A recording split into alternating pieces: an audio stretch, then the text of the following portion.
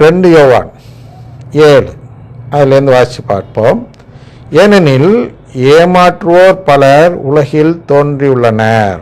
ஏமாற்றுவோர் யார்? இந்த ஏமாற்றுவோர் யார்? மனித சட்டத்தை கோட்பாடுகளாக கற்பிக்கிறார்களோ. மார்ட்டின் லூத்தர்லாம் அப்படித்தான், மனித சட்டத்தை தான் கோட்பாடாக கற்பிக்கிறார். இன்றைய அருங்குடை இயக்கம் அதை செய்கிறது, மனித சட்டத்தை தான் கோட்பாடாக பார்க்கிறது ஒழிய இறை சட்டமான அந்த நற்கருணை நம்பும் செயலை ஒரு கோட்பாடாக அவர்கள் பார்க்கவில்லை. நற்கருணையில் இயேசு இல்லைன்னு சொன்னால் பாவம், அப்படிதான், அது மட்டும் அவங்களுக்கு தெரியுது. அதனால் நாங்கள் இயேசுன்னு ஏற்றுக்கொள்கிறோம், அதுக்குள்ள மரியாதை தருகிறோம் அப்படின்னு சொல்கிறாங்களே தவிர அதை நம்பி வாழ்கிறோம், அது எங்களை மீட்கும் என்ற நம்பிக்கை எங்களிடம் இல்லை. அதனால் மீட்பு கிடைக்கக்கூடிய தூயாவி ஜபத்துக்கு நாங்கள் போகிறோம் என்று வெளியேறி விடுகிறார்கள். கேட்டு பாருங்கள் என்ன சொல்வார்கள். இதற்கான வார்த்தை என்னன்னா, அங்கே போனால் ஆசீர்வாதமாகி இருக்கிறது.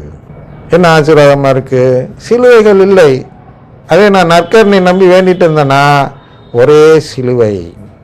உதாரணத்துக்கு பாடுபட்ட சிறுவத்தை என் வீட்டில் வைத்தால் ஒரே கஷ்டம், அதனால் ஓடி போய் கவியில் தூக்கி போட்டு வா அப்படிங்கிறது எவ்வளோ பேர் இருக்கிறார்கள். அதுபோன்ற எண்ணம் படைத்தவர்கள் தான் அருங்குடை இயக்கத்தினர். அவர்கள் கஷ்டத்தை விட்டு ஆசீர்வாதத்தை தேடி செல்பவர்கள். அந்த ஆசீர்வாதம், அதாவது கஷ்டமற்ற நிலை, அது அவர்கள் மனித மரபிலிருந்து கற்றுக்கொண்டது. ஆனால் ஏமாற்றுவோர் பலர். ஏமாற்றுவோர்னா யாரு? மீட்பு எங்கே இருக்கிறது என்று தெரியாமல் வேறொரு இடத்தை காட்டினால் அதற்கு பேர் ஏமாற்றுவோர், ஏமாற்றுதல். அதுக்கு நான் வாரம் அடுத்தது அதுக்குள்ள வசனத்தை காட்ட. அது முன்னாடி இது வாசித்துருவோம், எப்படி ஒரு வாழ்த்து நம்மை பாதிக்கிறது என்று. ஏனெனில் ஏமாற்றுவோர் பலர் உலகில் தோன்றியுள்ளனர். இயேசு கிறிஸ்து மனிதராக வந்தவர் என்னும் உண்மையை இவர்கள் ஏற்றுக்கொள்வதில்லை. இயேசு கிறிஸ்து மனிதராக வந்தவர் உங்களுக்கெல்லாம் தெரியும், சொட்டேரியாலஜி படிச்சிருப்பீங்க. அதில் என்ன தெரிஞ்சுக்கிறோன்னா, இயேசு ஏன் மனிதனாக வந்தார் என்றால், மனிதனுக்கு உறவு கொடுக்க வேண்டும் என்றால் அவர் மனிதனாக வேண்டும் என்று நாம் அதில் படிக்கிறோம், தெரிந்து கொள்கிறோம்.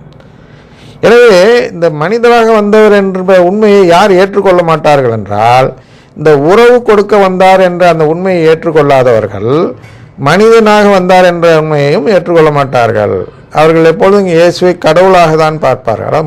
முழு கடவுள் முழு மனிதன் என்று படிக்கிறோம் அல்லவா, அதில் இவர்கள் எப்பொழுதும் அவரை கடவுளாகவே பார்ப்பார்கள். இவர் ஒரு மனிதனாக தான் இங்கே வந்தார் என்ற அந்த உண்மையை ஏற்றுக்கொள்ள மாட்டார்கள். அதனால் இவர் மனிதனாக இருந்து இதை செய்தார், மனிதனாக இருந்து அதை செய்யவில்லை என்றெல்லாம் நாம் சொல்லுவோம். அது எப்படி அவர் ஒரு கடவுள்? இல்லாட்டி உதாரணத்துக்கு இப்படி சொல்லலாம், கடவுள் அவர், அதனால் அவரால் முடியும், நம்மளாலாம் முடியாது அப்படின்னு சொல்கிறவங்கன்னா இதை செய்கிறவர்கள். அதெல்லாம் மனித மரபை போதிக்கிறவர்கள். அதான் இங்கே இயேசு கிறிஸ்து மனிதராக வந்தவர் என்னும் உண்மையை இவர்கள் ஏற்றுக்கொள்வதில்லை. இவர்களே ஏமாற்றுவோர், எதிர் கிறிஸ்துக்கள். உங்கள் உழைப்பின் பலனை, இது நமக்கு தேவையில்லை, கைமாறு பெற அடுத்து 9 பெறுவோம். கிறிஸ்துவின் போதனையில் நிலைத்திராமல் வரம்பு மீறி செல்வோர். எது கிறிஸ்துவின் போதனை? நாம் பார்த்து வந்தோம் காலையில் 2779 பார்த்தோம் சிசிசியில். அதுதான் கிறிஸ்துவின் போதனை. அதாவது தந்தையாகிய கடவுளை தந்தை என்று ஏற்றுக்கொள்வது தான் கிறிஸ்துவின் போதனையை ஏற்றுக்கொள்வது. அதுதான் அவர் போதித்தார், பார்த்தோம். அதை ஏற்றுக்கொள்ளாதெல்லாம் சிலை வழிபாடு செய்கிறார்கள் என்று பார்த்தோம் அல்லவா. அதுதான் அங்கே என்னன்னா, கிறிஸ்துவின் போதனையில் நிலைத்திராமல் வரம்பு மீறி செல்வோர் அப்படின்னா அதை இந்த இங்கே பார்த்தோம்ல, மார்க் 7:7 பார்த்தோம் அல்லவா, அல்லது 8 அது பார்த்தோம். என்ன பார்த்தோம் என்றால், கடவுளின் கட்டளையை வெகு திறமையாக புறக்கணித்து மனித மரபை நிலைநாட்டுவது அப்படின்னு பார்த்தோம் அல்லவா. அவர்தான் இந்த கிறிஸ்துவின் போதனையில் நிலைத்திராமல் வரம்பு மீறி செல்வோர். அவர்கள் கடவுளை கொண்டிருப்பதில்லை. கடவுளை கொண்டிருப்பதில்லை உங்களுக்கு தெரியும், கடவுளின் குடும்பத்தில் இல்லை. அவர் போதனையில் நிலைத்திருப்போரிடமே தந்தையும் மகனும் இருக்கிறார்கள். தந்தையும் மகனும், அந்த குடும்ப உறவு, அந்த உறவோடு யார் இருக்கிறார்? அந்த போதனை ஏற்றுக்கொள்கிறவர்கள் இருக்கிறார்கள்.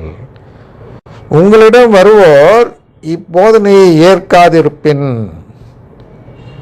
எந்த போதனை? கடவுளின் அந்த ஃபிலியல் தத்தெடுப்பு குறித்த போதனையை ஏற்காதிருப்பின் அவர்களை உங்கள் இல்லத்திலும் ஏற்றுக்கொள்ள வேண்டாம், அவர்களுக்கு வாழ்த்தும் கூற வேண்டாம். பாருங்க, அவர்களுக்கு வாழ்த்தே கூறாதீங்க அப்படின்னு ஏன் சொல்றார் அப்படின்னா, அடுத்த வசனம் சொல்கிறது 11, அவர்களுக்கு வாழ்த்து கூறுவோர் அவர்களுடைய தீச்செயல்களிலும் பங்கு கொள்கிறார்கள். பாருங்க, நம்ம வாழ்த்து நம்ம நல்ல எண்ணத்தில் தான் சொல்கிறோம். யார்கிட்ட? அவங்கள பார்த்து பிரேசலாட் நீங்கள் நல்ல உள்ளத்தோடு தான் சொல்கிறீர்கள்.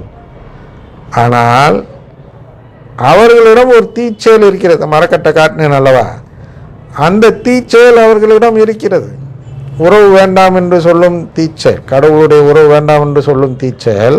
ஆனால் நாம் அந்த வாழ்த்து அவர்களுக்கு சொல்லும் பொழுது அவர்களுடைய தீச்செயல்னா அதே நம்பிக்கையை சேர்ந்தவர்களாக நாமும் மாறிவிடுகிறோம்.